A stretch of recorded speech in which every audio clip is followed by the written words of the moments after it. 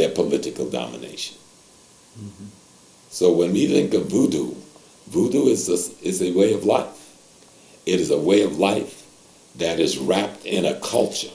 It is a way of life with a spiritual core that goes back to the divine itself at the very beginning of human time. It is a way of life that everybody else have a fragment of and use to organize their theologies around the world, while at the same time denying the parent people that gave them the very foundation for their theology. I'm talking about everything from Buddhism to Islam, from Christianity to Judaism.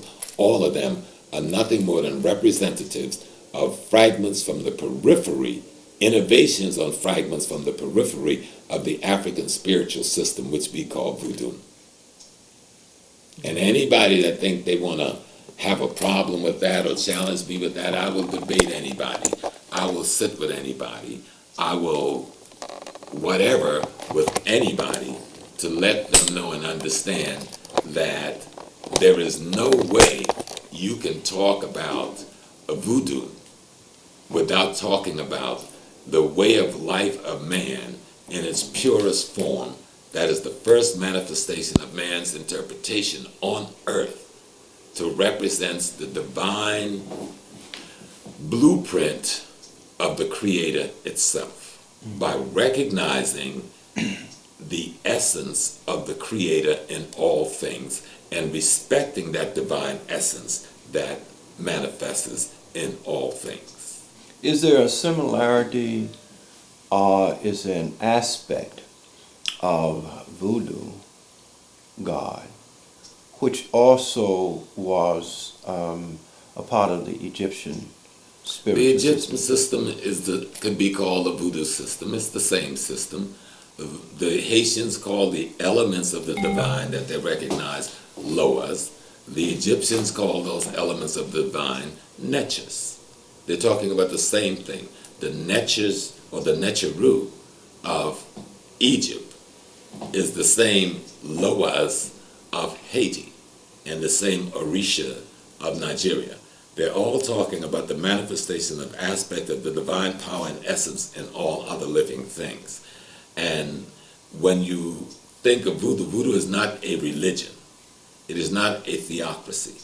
It is a total way of life that involves the medicine, that involves the spiritual, that involves the pharmacology, that involves the psychology, that involves the sociology.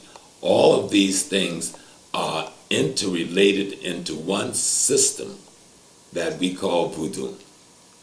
And it has many different elements and many different levels of priesthood that do the many different functions. A priest is nothing more than a scientist who's a practitioner and who's a specialist in one area or another. Today in the West, what they're calling scientists is what we once called priests back in the early days. Okay. And so you may have, there's an element of voodoo that deals with surgery. There's an element that deals with pharmacology. There's an element that deals with psychology. I'll just give you a sense of understanding. There's three major orishas that everybody in the West know about. They know about Shango, they know about Oya, they know about Ogun. And so they'll say, oh, Ogun is the god of war, the god of iron. And Oya is the goddess of wind. And Shango is the god of lightning and thunder. But those are anthropomorphic symbols with metaphoric labels. If you look at the essence of what they were to symbolize in the human spirit and in nature itself, Shango in the human spirit symbolizes the courage within a human being that recognizes the need for higher spiritual growth. And once that is realized, that you have the courage, which they looked at a king as being the most courageous in society. So the courage to change yourself spiritually requires great courage. And so Shango is to symbolize the courage within any human being to change themselves to a higher spiritual self.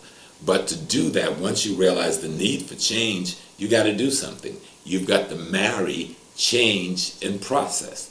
Oya, the female symbol, which represents the wind, which is a symbol of metaphoric change, then marries Shango. So now the need for change has married the process of change. But the need for change now married the process of change. The process, the cycle is not complete. So now change, the woman must take a second husband, which the West call polyandry. But there wasn't no woman actually doing this. This is a metaphor.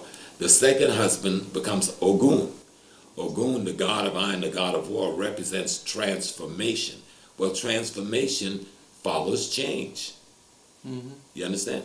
So when you're talking about the story of Shango and the story of Oya and Ogun, you're talking about the courage to realize the need for change.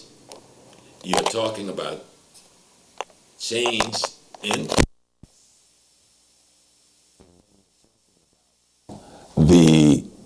the transformation that comes as a result of the change. And so that's voodoo. That's, if you want to call it our theology, that's part of our theology. There's another concept in the voodoo system, it's called awu. And in awu, this concept awu has to do with, it means like you come and you go. It has to do with what the West tends to call reincarnation. But in the African system, reincarnation is not like the Asian system. The Asian system, you can die and come back as a bumblebee or a fly or an animal. But the African system, you can only come back as a human being. And you can only come back in the gene pool and bloodline out of which you left. So you come back in your family, which is in all of our traditions. You know, you from the South, South Carolina, like me. We grew up in the Geechee Gullah culture, which is a voodoo culture for us over here. We call it hoodoo or root, but it's the same African system. And anytime a baby is born, those elders get together to decide what? Who done come back? Who this? Who this boy be? Who this gal be? Who done come back now? Or this is so-and-so ancestor, this is so-and-so. That is embedded in the African traditional system.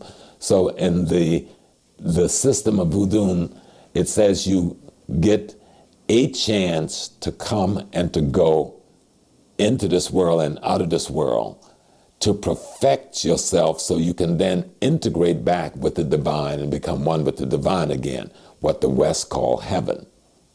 Okay?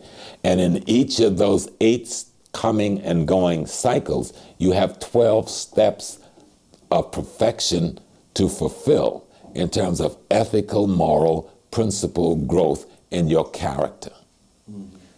And once you've completed the 8 and you've perfected it, then you go back to become one with God again and a part of the divine essence, expressing yourself on all of the other aspects of the divine essence. That's our theology. That's voodoo, you know.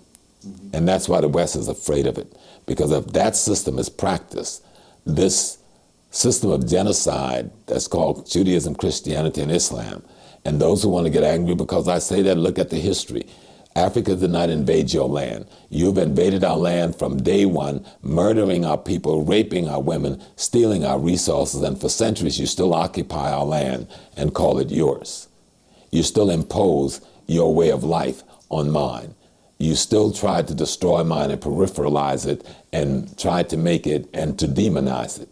And in doing so, you end up committing genocide psychologically, spiritually, culturally, and then physically against my African peoples.